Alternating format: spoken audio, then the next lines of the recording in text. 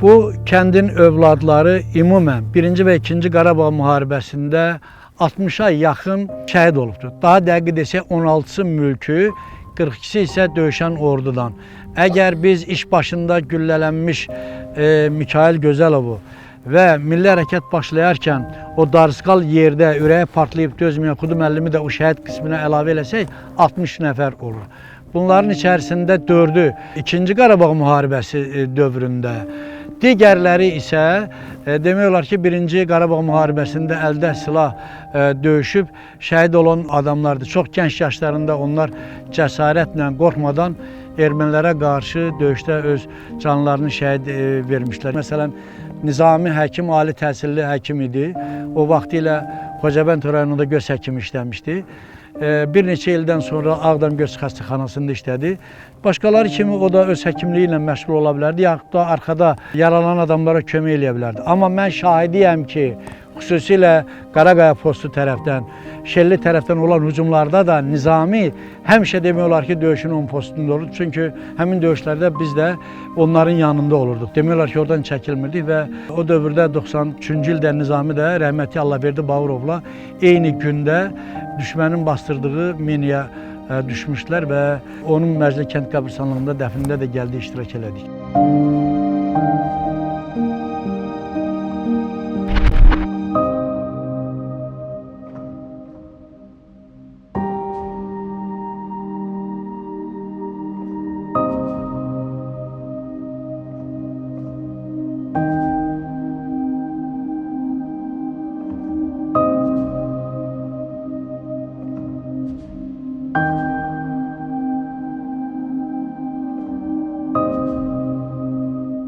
...91-ci il idi. Özü həkim idi. Özünün də həkim maşını vardı. Özü könüllü getdi müharibədən. Müharibədə çalışdı, vuruşdu. 92-ci ildə iyunun 11-də şəhid oldu. Allahverdi Bağırovla bir yerdə şəhid oldular. Getdilər döyüşə, cəbhəyə. Cəbhəyə gedəndə Allahverdi Bağırova mina qoydular. Elə bilirlər ki, Allahverdi Bağırov gedir. O getməyib. Qabaqcan mənim qardaşım gedib, həkim gedib, Nizami həkim gedib. Gedib bu düşünməyiniyə, ondan heç 15 dəqiqəsi çəkməmiş, arxaya qoyublar, Allahverdi Bağırov düşüb. Özdəki tabi elə bil qardaşıdılar da, Allahverdi Bağırovla. O da çox cəsarətli, çox belə oğlandı. O qərtənə bala gəlib onların qabağına, qardaşımla gəlib onların qabağına çörək qoymuşam. Oturublar, yeyiblər, biz də oturublar o saat vaxtlarında. O qərtənə vətənpərvər o da oğludur. Belə bax, belə oldu. Mənim o qardaşımla Allahverdi Bağırovun, bax elə, arası heç yarım saat çəkmədi. Eyni vaxtda, eyni saatda da dəfn oldular. Bu mənim qardaşımı Şəhidlər Xiyabanında yer vermişdilər. Daim qoymadı, daim Sovetsə deyirdi, qoymadı. Dedi, el yolunda gedib elimizdə də basırılmalıdır. Özü həkim idi. Deyirdim, ay qardaş, getmə. Deyirdi, yox, geriyə yol yoxdur, gedəcəm. Heylə bir qardaşıdır. Çox vətənpərvər. Bütün onu el tanırdı, bütün Ağdam tanırdı. Hər yer onu tanırdı. O cürə həkim idi. Göz həkimi idi, belə tanınmış həkim idi də. Axırda da deyək, müharibədə getdi ilə şəhid oldu. Ondan sonra da getdilər, deyək, burada da dəfn elədilər. Sonra da kənd alındı. Qardaşım çox belə fərasətli oğludur. Tabi belə hərdən soruşursunuz, soruşun Nizami həkim dillə deyilən bir həkim idi.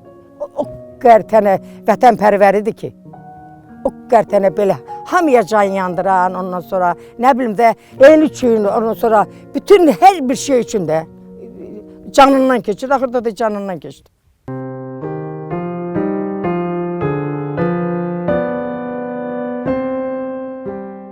Mən qardaşım öləndə, Nizami həkim öləndə, dedim mən həyatda yaşamayacağım. Qabaqcan qardaşım şəhid oldu. Onun dalıncan 2 qardaşım öldü. Onlar elə qardaşımın dərdinə dözmədi getdilər. Heç biri 40 yaş yaşamadı. Ondan sonra da oğlum deyir, şəhid oldu. Sinəm dolu söz deyir. O qədər söz var sinəmdə.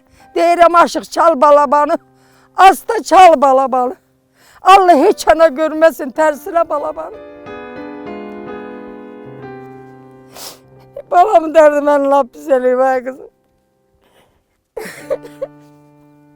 92'de kardeşim şehit olub. Oğlum gedib cəbhəyə, Bakıda institutda oxuyurdu. Oradan geldi, könüllü gitti. Cəbhəyə bala. Özü könüllü gitti. Gidenden sonra dedim ki Ayvalı gitme niye? Sen mektebin kuturundan sonra gitti. Dedi yok mama ben gideceğim. Daim de oradadır. Ondan sonra kalan uşaklar da orada adamsı. Gideceğim ben de. Geldi gitti.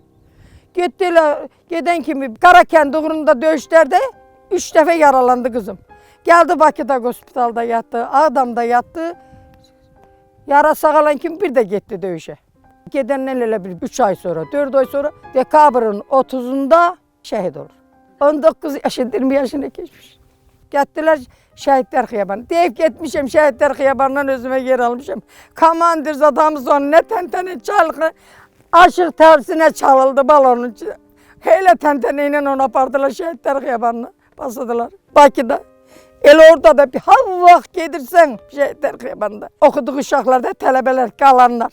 Hemmeşi gelsen üstü güldü. Hele bir oğlu dey bala yer payıymış gitti.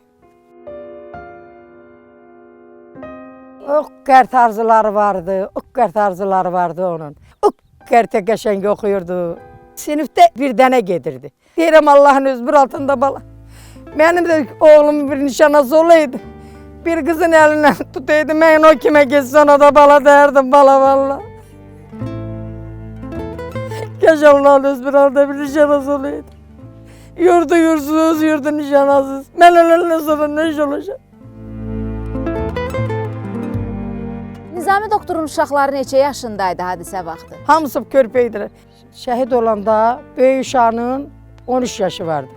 İkinci oğlunun 11 yaşı vardı. O birisinin de 7 yaşı vardı. Nizami həkimi cinaza gitmedi kızım. Qəbristanlığa cinaza gitmedi. Balaları Bakı'dan gelirdi. Geldi uşaklar tabutun üstüne koydu. Döşenenden sonra tabut gitti. Tay insanın sayı vardı hesabı yoktu bala. İnsan o kartıydı torba aşırı sayı vardı hesabı yoktu. Kardeşim öyle bir kardeş değil. Öyle böyle kardeş değildi. Ben size teşekkür ederim ki beni ruhlandırdınız kızım. Elə bildim həyatdan Nizamindi, gəlib həyata. Mətləbindi, gəlib həyata. Allah şəhidlərimizə rəhmət eləsin. Qazilərimizə can sağlasın. Allah devletimizi korusun ki ne bu torpaqlar alındı.